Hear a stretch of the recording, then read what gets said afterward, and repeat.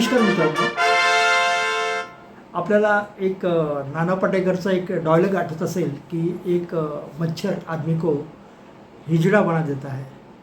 आता यातला जो गमतीचा भाग आहे तो बाजूला ठेवा, पण आता अलीकडे जे काय एक कॉकरोच जनता पार्टी निर्माण झालेली आहे, तर याला असं म्हणता येईल का की एक कॉकरोच यहाँ की जो सत्ता है उसको गिरा सकता है, हिला सकता है. तर अशी अशी वेळ काय यावी की कोणतरी एक तरुण उठतो आणि तो आपली एक पार्टी बनवतो आणि त्या पार्टीचं नाव ठेवतो कॉकरोच. कॉकरोच म्हणजे मराठीमध्ये आपण त्याला झुरळ म्हणतो. आता हे झुरळ हे काय खूप सन्मानाने किंवा खूप आपुलकीने या झुरळाचं नाव घेतलं जातं असं नाही आहे. म्हणजे एखाद्याला जर म्हटलं की तू झुरळ आहेस तर त्याला कदाचित खूप राग येऊ शकतो. पण मग या देशामध्ये अशी वेळ काय यावी की तरुण स्वतःला झुरळ म्हणून घेत आहेत आणि झुरळ म्हणून एक आपली पार्टी तयार करतात, तर त्याचं नाव ठेवत आहेत कॉकरोच जनता पार्टी. मित्रांनो, याला एक पार्श्वभूमी आहे जे आपण सगळे जाणतो की सुप्रीम कोर्टाचे जे जज आहे त्यांनी तरुणाच्या संदर्भामध्ये बेरोजगार तरुणांना झुरळ म्हणून संबोधलं. त्यांचा म्हणण्याचा हेतू त्यांच्या मतानुसार वेगळा होता, पण तरुणांना ही गोष्ट जास्त मनाला लागली आणि या देशामध्ये तरुणाची किंमत म्हणजे एका झुरळासारखी आहे. मग आपण जर झुरळ आहोत तर मग आपली शक्ती आपण दाखवली पाहिजे असं म्हणून एक अभिजित दिपके नावाच्या युवकानं एक पार्टी तयार केली आणि या पार्टीला मिलियन्स फॉलोअर मिळाले आणि एक प्रचंड मोठी शक्ती निर्माण झाल्याचं एक वातावरण, एक चित्र संपूर्ण देशामध्ये तयार झालं. तर मग या झुरळ पार्टीचा, झुरळ जनता पार्टीचा, ज्याला आपण इंग्लिशमध्ये कॉकरोच जनता पार्टीचा फायदा तोटा कुणाला आहे हा एक प्रश्न आपल्या मनामध्ये येऊ शकतो. दुसरी गोष्ट की ही पार्टी निर्माण झाली अशी काही परिस्थिती देशामध्ये आहे का, या दोन प्रश्नावरती मला वाटतं की चर्चा करणं गरजेचं आहे. मित्रांनो, साधारणतः 2014 नंतरचा जो कालखंड आहे, या कालखंडामध्ये दोन गोष्टी आहेत. एक जो मीडिया आहे, ज्याला लोक गोदी मीडिया म्हणूनही संबोधतात, ती या मीडियाने सगळं काही आलबेल आहे हेच दाखवण्याचा प्रयत्न केला. त्यांनी कधीही युवकांचे प्रश्न, गरिबांचे प्रश्न किंवा जे काय चुकीचं चाललेलं आहे ते कधीही दाखवण्याचा प्रयत्न केला नाही. खरं पाहिलं तर जे मेनस्ट्रीम मीडिया आहे यांचं महत्त्वाचं काम काय असतं, तर सत्तेमध्ये बसलेली लोक जे काही चुकीचं करतात ते लोकांसमोर आणणं आणि सत्तेला प्रश्न विचारणं. पण हे काम तर ते बाजूलाच ठेवा, पण त्यांनी सत्ताधाऱ्यांनी जे काय केलं म्हणजे ते कितीही चुकीचं असू द्या, काही असू द्या, त्याला समर्थन देऊन त्याला पॉलिश करून लोकांसमोर मांडण्याचं काम या मेनस्ट्रीम मीडियाने केलं. आणि त्यामुळे प्रश्न जे आहेत हे प्रश्न तसेच राहिले. प्रश्न सोडवण्याचा प्रयत्न केला गेला नाही आणि प्रश्न दाबण्याचा प्रयत्न जास्त मोठ्या प्रमाणामध्ये झाला. लोकांना सांगण्याचा प्रयत्न झाला की सगळं काही आलबेल आहे आणि त्याचाच परिणाम असा झाला की युवकांच्या मनामध्ये एक राग जो आहे तो तसाच धुमसत राहिला. जसं ज्वालामुखी पृथ्वीच्या पोटामध्ये असतो आणि असं वाटतं की सगळं काही ठीक आहे, पण कधी तो ज्वालामुखी बाहेर येईल काही सांगता येत नाही. आणि मला वाटतं की युवकांचे प्रश्न आहेत, बेरोजगारी आहे, महागाई वाढत चाललेली आहे, गरीब होत आहेत, श्रीमंत आणखी श्रीमंत होत आहेत आणि काही मुठभर जे लोक आहेत की त्यांचीच नावं येतात की हे जगामध्ये दुसऱ्या क्रमांकाचे श्रीमंत आहेत, हे जगामध्ये तिसऱ्या क्रमांकाचे आहेत, अगदी पहिल्या क्रमांकापर्यंत जाण्यापर्यंत मजल त्यांनी मारली, अशा पद्धतीच्या बातम्या ऐकायला येतात. मग आता हेही लपून राहिलं नाही की काही लोक, मुठभर लोक श्रीमंत होतात आणि कितीतरी करोड लोकांना मोफत रेशन द्यावं लागतं. सरकार म्हणतं, ते अतिशय अभिमानाने सांगतो की आम्ही एवढ्या करोड लोकांना रेशन मोफत देत आहोत.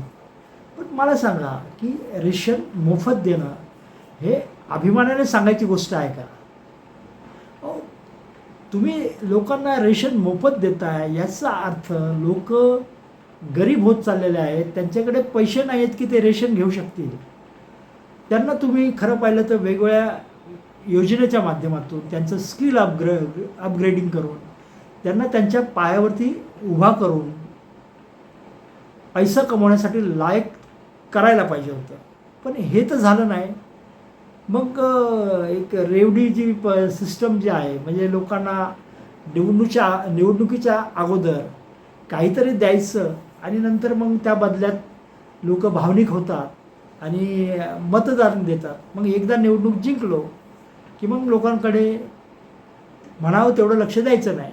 असा प्रकार एक प्रामुख्याने संपूर्ण देशामध्ये, वेगवेगळ्या राज्यामध्ये घडला.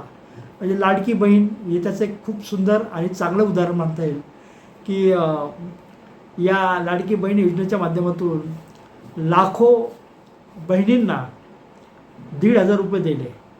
त्याच्यानंतर मग सांगितलं की सुरुवातीला म्हटलं की हे सगळ्याच महिलांसाठी आहे. त्यानंतर म्हणाले की ज्यांच्याकडे काही गाड्या आहेत, हे आहे, ते आहे, आर्थिक संसाधन आहेत, त्यांना या योजनेचा लाभ घेता येत नाही. त्याच्यानंतर आणखी कमी करत गेला आणि कमी करत करत आता सध्या ती योजनेची काय स्थिती आहे, चालू आहे की नाही, हेही आता दिसत नाही तितकंसं प्रभावीपणे. पण मध्य प्रदेशमध्ये पण तेच झालं आणि जिथे कुठे निवडणुका आल्या त्या सगळ्या ठिकाणी हेच झालं. अगदी याला भाजपलाच नाव ठेवण्यात काही अर्थ नाही. जिथे वेगळ्या पार्टीची सत्ता होती त्यांनी त्या भाजपकडून आदर्श घेतला आणि तिथे अशा पद्धतीची योजना त्यांनी चालू केली. पण याच्यामध्ये पण एक गंमत अशी आहे की पश्चिम बंगालमध्ये अशा पद्धतीची योजना लाभ देऊनसुद्धा तिथे ममता बॅनर्जी यांचं TMC जे हे आहे, तृणमूल काँग्रेस आहे, ते कोसळलं आणि तिथे भाजपाची सत्ता आली. मग ह्या अशा सगळ्या गोष्टी घडत आहेत आणि यामुळे नाही म्हटलं तरी लोकांच्या मनामध्ये एक राग जो आहे तो बाहेर पडण्याच्या बेतामध्ये असताना सुप्रीम कोर्टाच्या सरन्यायाधीशाने युवकांच्या संदर्भात झुरळ हे विधान केलं. झुरळाचं नाव घेऊन विधान केलं आणि त्याचा परिणाम असा झाला की ही कॉक्रोच पार्टी मोठ्या प्रमाणामध्ये निर्माण झाली. लोकांचं त्यांना समर्थन मिळायला लागलं. आता याच्यामध्ये आणखी एक गोष्टीकडे आपण बोलूया आणि ती गोष्ट म्हणजे की या कॉक्रोच पार्टीचा फायदा कुणाला आहे, तोटा कुणाला आहे. साहजिकच ही जी पार्टी आहे, कॉक्रोच पार्टी जी आहे, ही भारतीय जनता पार्टीची जी सत्ता आहे या सत्तेच्या माध्यमातून जे काही चुकीची धोरणं राबवतात असं त्यांचं मत आहे. त्याच्या विरोधात ही पार्टी निर्माण झालेली आहे आणि त्यासाठी ती काम करणार आहे. पण याचा अर्थ त्याचा फायदा तोटा भाजपालाच होईल का, तर असंही म्हणता येत नाही. कारण अँटी इन्कम्बन्सी निर्माण झाली तर सत्ताधारी पक्षाला त्याचा तोटा असतो. मग अशा वेळेस जी त्यांच्या विरोधातला पक्ष असतो, उदाहरणार्थ इथे काँग्रेस आहे, मग काँग्रेसला मिळणारी मतं जी आहेत, लोकांचं समर्थन आहे, याच्यामध्ये जर विभाजन झालं तर त्याचा फायदा भारतीय जनता पार्टीला मिळू शकतो. नेमकं इथे कॉक्रोच पार्टीच्या माध्यमातून पुढील काळामध्ये ते होईल का, तर काही सांगता येत नाही. जसं आपचं झालं, जिथे तर काँग्रेस निवडून येऊ शकत होती तिथे आप आल्यामुळे काँग्रेसचा आणि आपचा अजेंडा सारखाच असल्यामुळे तिथे मतांचं विभाजन झालं आणि त्याचा लाभ जो आहे तो भारतीय जनता पार्टीला झाला. तर हे पुन्हा याची पुनरावृत्ती होऊ शकते का, तर हा एक बाब. किंवा असं होईल का की काँग्रेस पार्टी काँग्रेस जनता पार्टी ही काँग्रेसचाच भाग होऊन जाईल आणि ते एकत्र मिळून सत्तेच्या विरोधात उभे राहतील.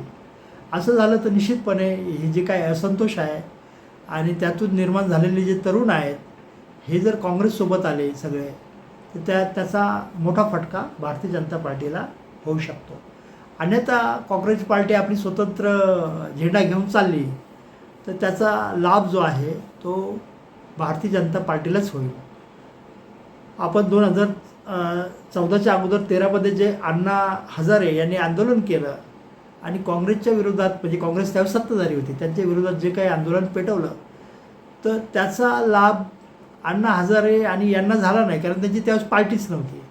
तर त्याचा लाभ अप्रत्यक्षपणे विरोधात असलेल्या भाजपाला झाला आणि भाजप मोठ्या प्रमाणामध्ये निवडून आले. म्हणजे त्यावेळेस ते एक लोकपालचं आंदोलन होतं, भ्रष्टाचाराच्या विरोधातलं आंदोलन होतं.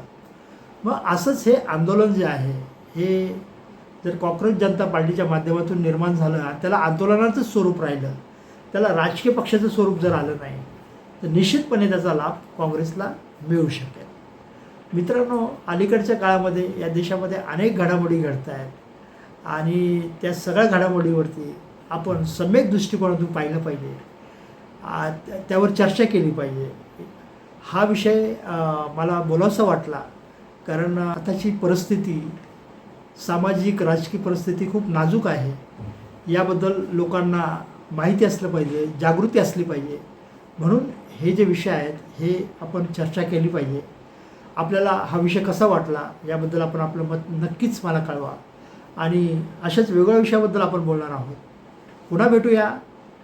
जर सबस्क्राईब केलं नसेल तर चॅनल सबस्क्राईब करा, लाईक करा आणि आवडलं तर शेअर करायला विसरू नका. पुन्हा भेटूया. धन्यवाद.